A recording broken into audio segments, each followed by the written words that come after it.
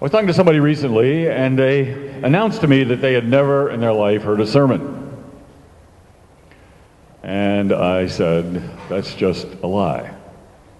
They said, what do you mean? I've never been to church. I've never heard a sermon.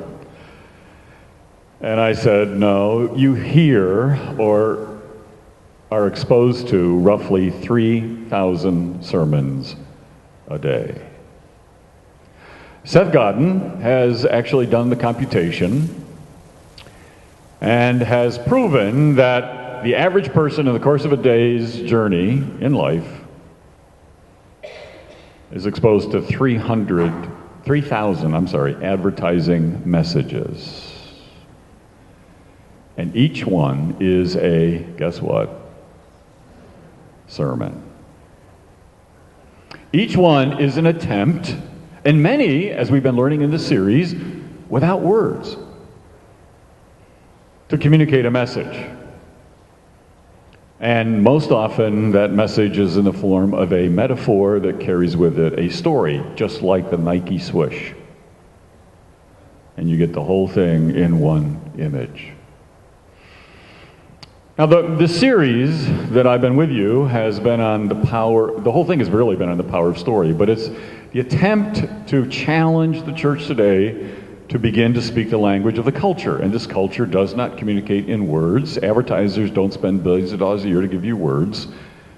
They spend billions of dollars a year to give you narraphors. Anybody remember that? A narrative and a metaphor. We scrunch them together and call them what? Narraphors. That's the language of this culture. That's how it thinks. That's how it communicates. And it's about time we began to read the Bible and to communicate the truth in the language of the culture. I started with you in Genesis. We then went to the nativity story of Jesus on Sunday morning. Last night we went to the cross story, Skull Hill. And tonight we're going to do the resurrection story.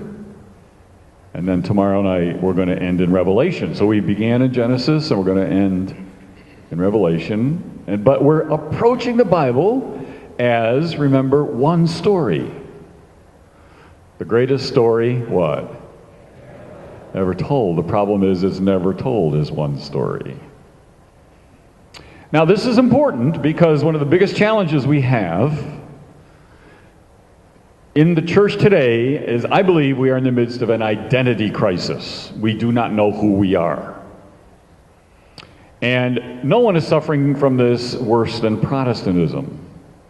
And if you've been reading the reports, the studies, it is very alarming. There's only one continent where Christianity is not growing, that's the North American continent, but there's no continent where Protestantism is growing anywhere in the world. None. And one of the challenges is to what extent has Protestantism so wedded itself to print culture, a Gutenberg world, where this is the Bible and that's all we can see. And we can't see that this, too, is the Bible. And start communicating the gospel in this form of Bible as well as this form. And this is important to us because identity has to take narrative form. And I think one of the biggest challenges that we're going to have is, can we understand our identity in terms of the story of the Scripture? And let me give you a little background. Right now, the Nobel Prizes are being given. Have you been following the Nobel Prizes? It's interesting, the people that have been getting it. And as they've been given out, I've noticed something, but it has reminded me of a larger issue. There are how many people in the world today? Anybody know? Almost 7 billion. By the way, anybody know how many cell phones there are in the world today? 5 billion. There are 5 billion cell phones in a 7 billion world. In terms of the total population of the world, there's a small segment that is almost an infinitesimal percentage of the whole. And this is the Jewish population. The last the figures are really uncertain here, but the best I can figure out, there are 13 million Jews in the world today. 13 million. A lot less than there would have been except for the 20th century. And that took out terrible century. Terrible century.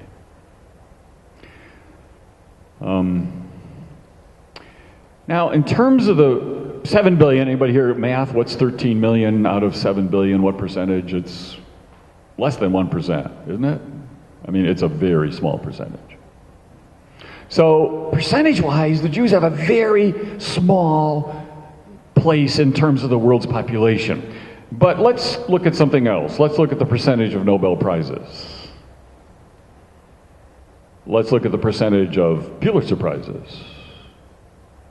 Let's look at the percentage of patents. Let's look at the percentage of copyrights. Let's look at the percentage of any measure of creativity, innovation, imagination, and entrepreneurship. And we're talking about 40, 50, 60% of the entire awards given out come out of this little tiny portion of the world's population. What is going on here?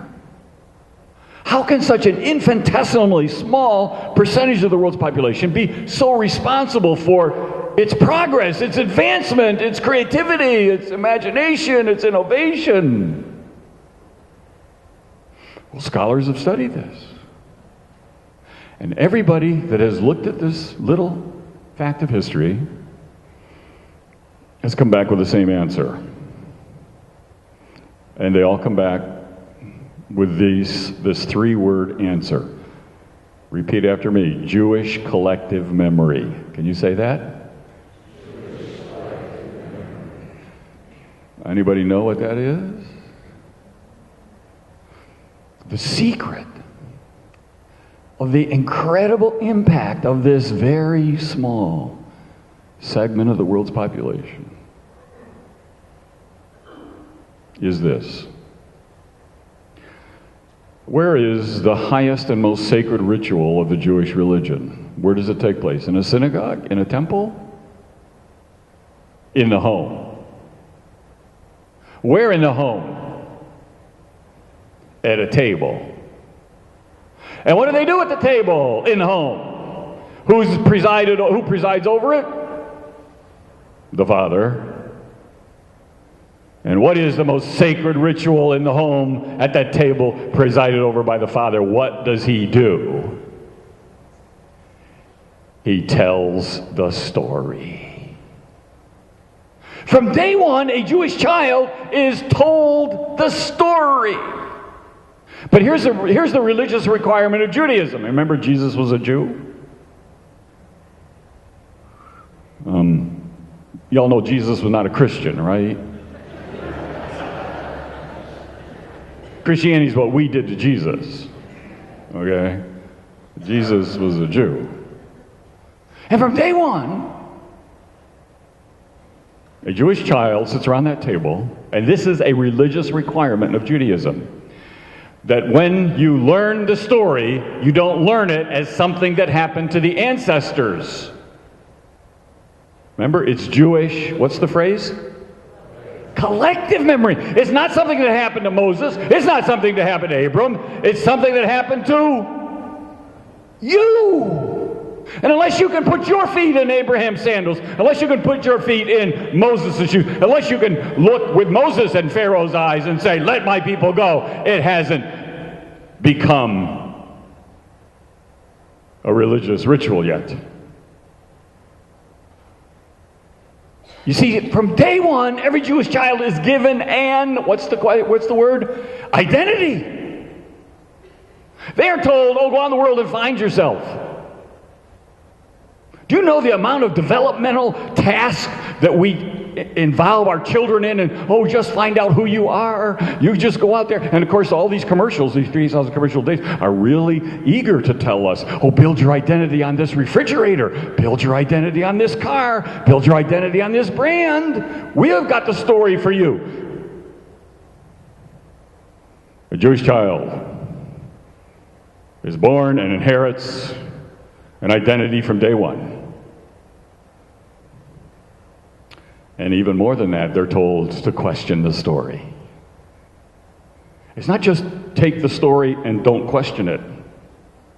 No, it's a religious requirement that you argue over the story.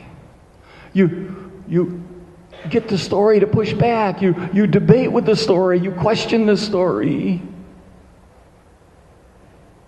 In fact, St. Augustine had a quote that came right out of this. It was a prayer: Lord, save me from any answer that doesn't lead to further questions. That's the Jewish sensibility. And so every Jewish child from day one doesn't have to go find themselves, discover who you are.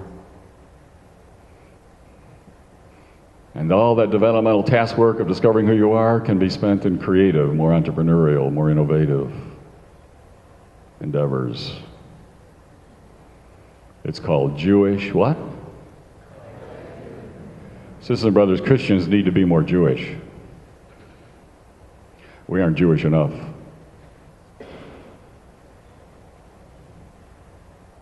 It's time we rediscovered what it means to live the story. Change your story, change your world.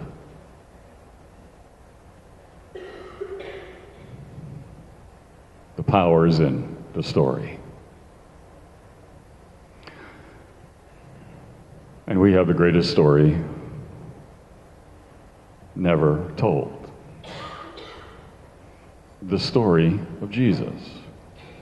Now tonight, we're going to be looking at that story in its kind of the capstone of the story is the resurrection.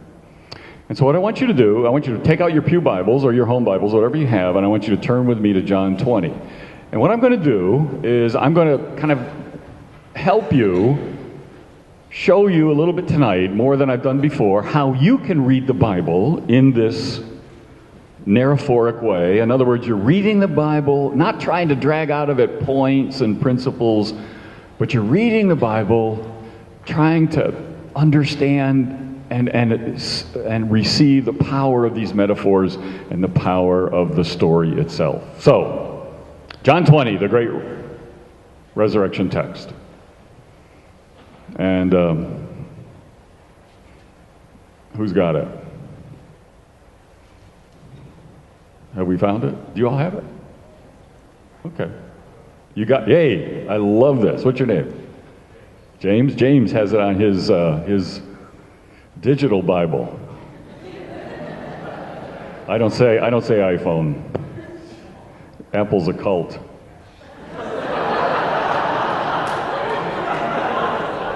Can I get a witness? Anybody? Am I not right? All right, here we go. So from this cult Bible, we are going to I've read. All right, start reading. It just went away. Right, just started with John 20. Just start with verse 1. The first day of the week cometh, Mary Magdalene early, when it was yet dark, unto the, I don't know what that word is. Better translation, you're reading out of the King James. You don't like that one? Okay, here we go. Early in the morning, on the first day of the week, while it was still dark, Mary Magdalene came to the tomb and saw that the tomb was moved away from the entrance. Okay, now let's just stop right there. All right, let's stop right there. Now, we've already had a couple of images. Did you get them? What were some of the images that immediately popped up? Early, a stone. Okay, notice the first image of the resurrection text is early and dark. Now, where's the tomb? Where is it at? It's at the garden. So here Mary experiences the resurrection in the garden. What time of day? Early and dark. Any gardeners here? Okay, when's the best time to experience the garden? Early and dark. When was God's favorite time to walk with Adam and Eve in the garden? Early and dark. So we're seeing a recurring image here. See, trust these images, trust the story. Remember, I defined prayer as walking the garden with God. And Jesus' favorite time of day was when? Early and dark in the morning. All right, so we're seeing some patterns repeat and play over. Okay, keep reading. We're just going to keep. So she ran and went to Simon Peter and the other disciples, and the one whom Jesus loved, and said to them, "They have taken the Lord out of the tomb, and we do not know where they have laid him." Peter then came out with the other disciples, and they went toward the tomb. They both ran, but the other disciples outran Peter and reached the tomb first. Okay, let's stop there. Now, whenever you have recurring images, that's the narrations sending up fireworks and flares saying this is really important. And we've had a couple of recurring images. Did you catch them? Running. Everybody's running. Okay, Mary Magdalene was running. Peter and John were in a foot race. Who gets to the tomb first? John does. But who goes in first? Peter. This is so Peter. You know, John braces himself, wants to show some respect, but impetuous Peter will always burst in. He'll always fumble and bumble and stumble forward. Any Peters here? You know what we're talking about. Okay. And they will go in. And now, who else has got it? You got it on your Bible? Okay. The two were running together, and the other disciple ran ahead faster than Peter and came to the tomb first. And stooping and looking in, he saw the linen wrappings lying there, but he did not go in. Keep going. And so Simon Peter also came following him and entered the tomb and he saw the linen wrapping lying there, and the face cloth which had been lying on his head, not lying on the linen wrappings, but rolled up in a place by itself. So the other disciple who had first come to the tomb then also entered, and he saw and believed. For as yet they did not understand the scripture, that he must rise again from the dead. So the disciples went away again to their own homes. But Mary was standing outside the tomb weeping, and so, as she wept, she stooped and looked into the tomb, and she saw the two angels in white sitting, one at the head and one at the feet, where the body of Jesus has been lying. And they said to her, "Woman, why are you weeping?" She said to them, "Because they have taken away my Lord, and I do not know where they have laid him." When she had said this, she turned around and saw Jesus standing there, and did not know that it was Jesus. Jesus said to her, "Woman, why are you weeping? Whom are you seeking?" Supposing him to be the gardener, she said to him, "Sir, if you have carried him away, tell me where you have laid him, and I will take him away." Jesus said to her, "Mary." She turned and said to him in Hebrew, "Rabboni," which means teacher. Jesus said to her, "Stop clinging to me, for I have not yet ascended to the Father, but go to my brethren," and said to them, "I ascended to my Father and your Father, and my God to your God." Okay. Whew, he thought I was going to stop a lot earlier than that, didn't I?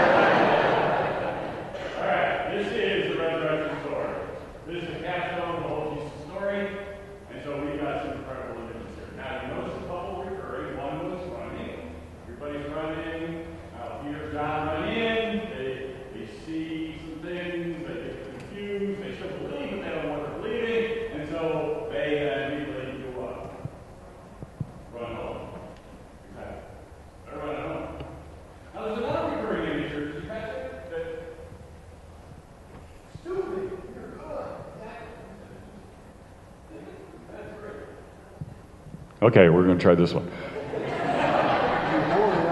Thank you. Stooping comes again, exactly. So we have a recurring image of stooping. In other words, you want to experience resurrection, you got to be willing to what? Bend. We have this little 2,000 square foot house right on this island, and I have a little tiny study. They call it my lair. But to get into my lair, I put in a door. And that door is an old nautical door. But for me to get into my study, where I write my books, I have to bow and I have to bend. There's an old Jewish parable, a little saying that says an hour of study is in the eyes of God as an hour of prayer. And so every time I enter my study, to write, it's a form of my praying. It's a form of my bowing. It's a form of humility. And anybody to see the resurrection had to be willing to. Some of us are so stiff and so proud that will we ever be able to experience the resurrection power of Jesus in our lives without our being able to? Okay. Now, what else? What else did you notice about this? There's so much here. Okay, so we got the stone, but, we've dealt with that a lot. Roll away the stone. What else? Anybody notice anything else? Okay, angels. We got angels. Anything else? Weeping. Okay, Mary does something that nobody else does, and that's weep. Okay, this is very interesting. Because you notice the disciples are running, but Mary stops running, and she stays. But nobody else mentioned what is the most prevalent, the most populous image of this whole story. Huh? Linen. Did you catch it? Here's the greatest story of the Christian faith, and they've got all this time that the story, the narrator, in this case John, is talking about what? Dirty laundry. Now I noticed that none of you laughed. But this is one of the greatest moments and one of the greatest insights into Jesus in all of the Bible. But you got to get inside the story. You got to experience the story from within. Because did you notice, what's your name? Nick. As Nick was reading, he read very detailed descriptions about the linen. One stack of linen is at the head. Do you remember? Look at your Bibles. Another stack is where? At the feet. But there's a difference between the stacks, because the stack at the head is folded. Do you understand? Here Jesus is just resurrected from the dead. He gets up off this limestone slab, and the first thing he does is fold his clothes. Has Mary taught him well? Or what? His mama is still present in his life. But then he goes, wait a minute, I'm the resurrected Lord, forget this. And then at the feet it's scattered. So you've got this incredible disparity. Neatly folded at the head, dispersed at the feet.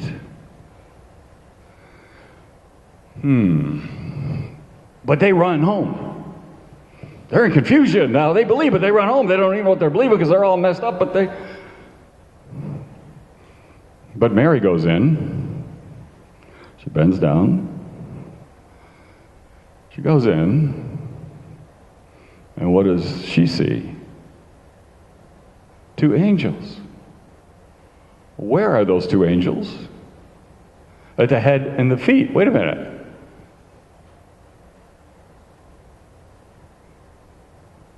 Do you feel it? Do you hear it? Do you see it? At the very place John and Peter saw stacks of linen, Mary sees what?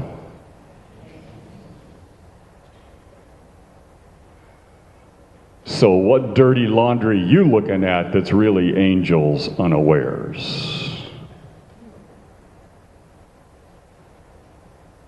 What's keeping you from seeing and experiencing those angels that are really there that Peter and John couldn't see because all they saw was dirty laundry? But Mary goes in and she sees what real. And here is the first person who has an encounter with the resurrection message. In fact, even the Roman Catholic Church calls Mary the apostle to the apostles because she's the first one with the resurrection message, and she's the first one that goes out to proclaim, He's alive, He's alive, He's risen. Why did Peter and John miss it? Because all they saw was what? So how could Mary see what's really there? What did she do differently than Peter and John did that she could receive the gift of the resurrection morning? That she could have this angelic encounter? And that she could be the apostle to the apostles? Well, she did two things differently. One is, we already talked about it, she did what? She stayed and she stopped running. How many of us are running from our dirty laundry? How many of us are running from those skeletons in our closets? How many of us are running from all those things that we're so afraid of? No. Mary stayed in her confusion. She stopped running. She faced it. And not only did she face it, but she leaned into it in the pain and the confusion and the agony and the loss. And she dwelt in it emotionally to the point where she did what? She wept. And in the prism of her tears, as she got rid of those toxins, and that's what tears do, they rid your body of those toxins, she could see what was really there. What was there was not dirty laundry. What was there was angels with the resurrection message. Now see, what you're doing now is you're reading the Bible a whole different way. A whole different way. We're looking at the story. We're trying to get inside the story. What's the backstory? We're putting ourselves there. That religious requirement to make it our story. To make it our dirty laundry. So I repeat, what dirty laundry are you looking at that's really angels unawares? You know where God sends us angels the most? Where we least expect to find them. But you can't run away from it. You got to enter into it. You got to feel it fully. Now I want to add one more thing to this. Because the challenge for us today in this culture that lives by soundtracks is to turn our stories into songs. This is my story. This is my what? Song.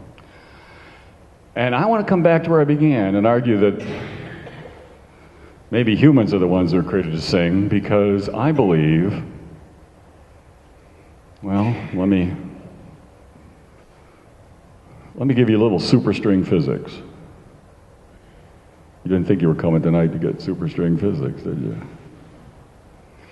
Here is the most current definition of matter, what you and I are made of. Now, this is according to superstring physics, like people like Brian Greene, if you've read The Elegant Universe, teaches Columbia University. The Large Hadron Collider, they've been searching for the God particle, said they found it last year, so that vindicates that we at least ought to listen to superstring physicists, because it looks like they've been right about some things. But here is their definition of matter. Now, I'm going to give it to you. This is what you and I are, okay? This is what matter is. Matter.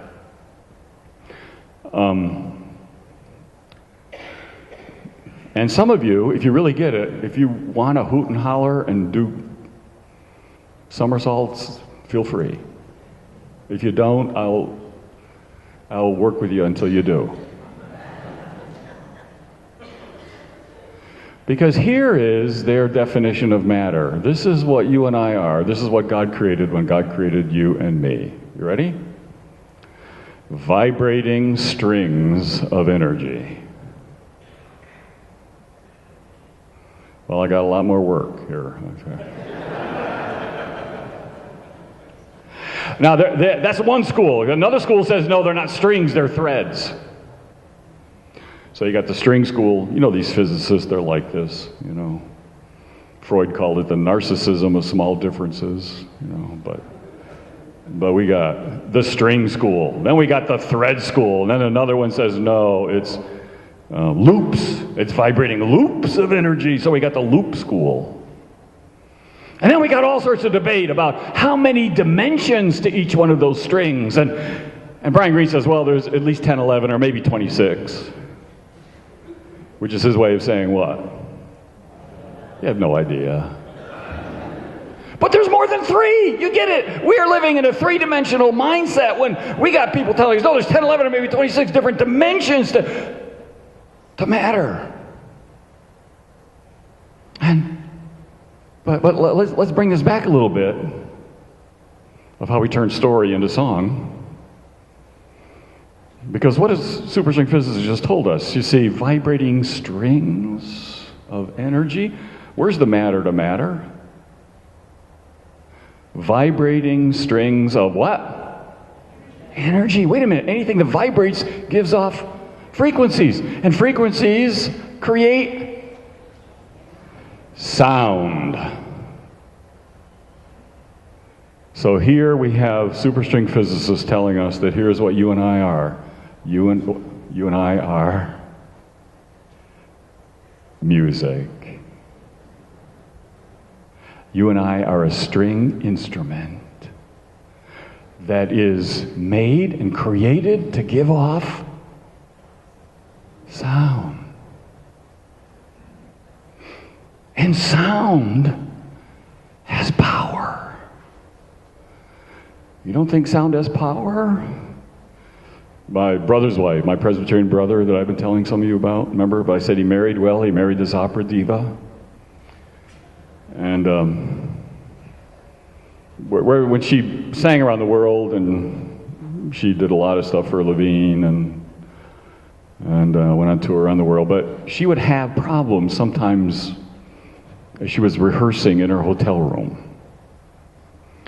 Because she was hitting those real high notes sometimes. You see, some of you may remember the Ella Fitzgerald Memorex commercials. They would have no idea what I'm talking about, but I thought some of you might know where I'm going here. Now, they said Caruso could do this at will. My sister-in-law, Sharon Sweet, couldn't, but sometimes she did. And you see, when she hits a note, every note has a frequency, but sometimes that frequency actually matches the frequency of a glass or a pane of glass. And when frequencies match, this is just frequencies, just vibrations, frequencies, there's an explosion of energy, and something's not going to give. And something's got to give, but it's not going to give, and what's not going to give is Sharon. And so that pane of glass, or that piece of glass, shatters, seeks a new form of being. It's called resonance. Resonance. That's why soldiers throughout history, what do? When they come to a bridge, they did sing, but when they came to a bridge, what did they do? They break step. Because they know that what's more powerful. Sometimes the frequencies of their cadence can match the frequency of the bridge. And what's more powerful, a song or a stone bridge? A song or a steel bridge? What's more powerful? The song. A song can bring down a bridge. How do you think the walls of Jericho came tumbling down? Reread the story. The power of a song. Each one of you is an unrepeatable, irreplaceable song. And the biggest developmental task of life is to discover the song that God made you and to sing it ravishingly for the glory of God. To turn your story into a song. So we're going to end tonight by doing just that. I want you all to stand. And I want everybody right now just to hold hands. I don't want to see a center aisle, okay? Everybody just hold hands. I don't want to see a center aisle. I live in a part of the U.S. where everybody has a boat but me. But I have the best thing that's even better than a boat. I have a best friend who has a boat. And he tells me something about his sailboat, and he says that when his sailboat is maxed out in the wind, well, there's kind of this oneness with the sail that's unfurled and the wind itself, that you know it's maxed out in the wind because literally the boat levitates. It actually hydroplanes. And you know it's hydroplaning because you can hear the hum. There's a little hum.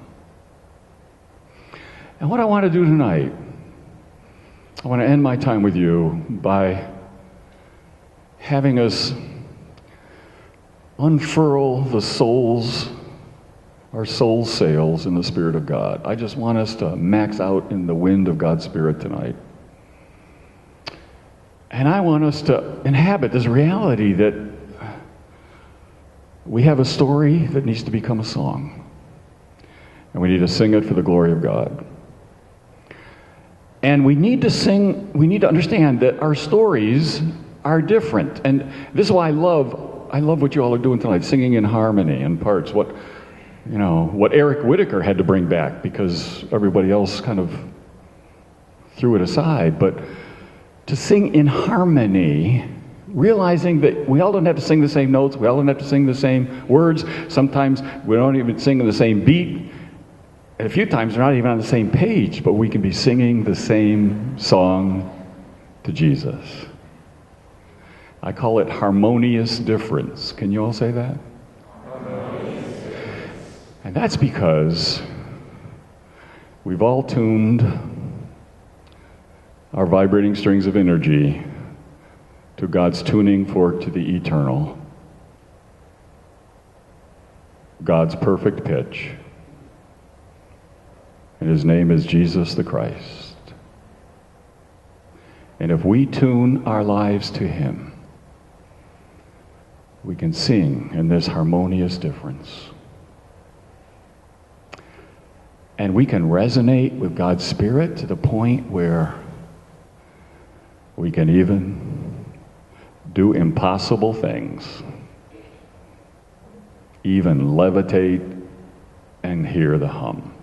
So tonight, we're going to sing a song. And you help me out here because I'm going to start it and then I'm going to draw back, okay? So don't leave me in the lurch. But we're going to sing it. It's a song that we sing usually one time a year, but we should be singing it the whole time of year. But we're going to sing it a little differently. I'm going to sing it so slow, it's going to be agonizing. Okay, it's going to be about 10 times slower than you normally sing it. So just follow me as I lead you, just very stupidly. But I want us to sing it in harmony. And I want us to, as we sing it, and if you're not hearing enough alto, basses become alto, okay? If you're not hearing enough soprano, I don't know what we do, but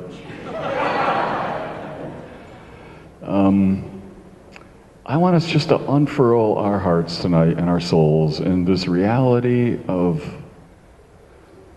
change your story, change your world. This is our story.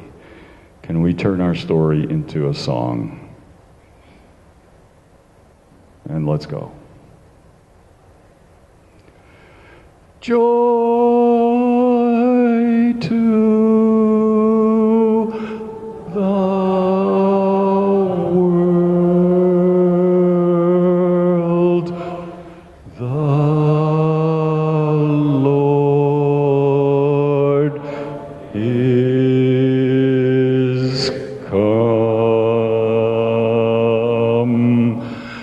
Let earth receive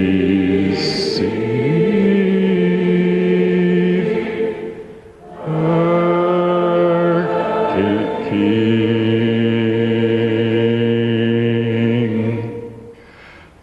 Let every heart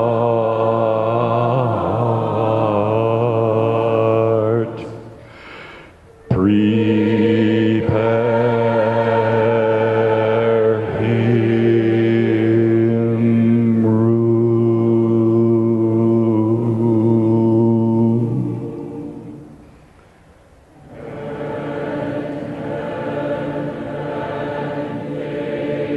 And heaven and nature sing,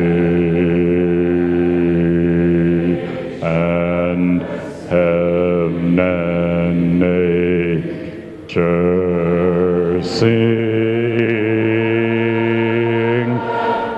and heaven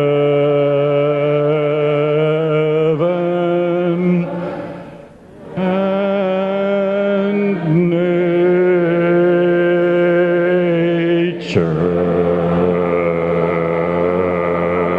nature sing.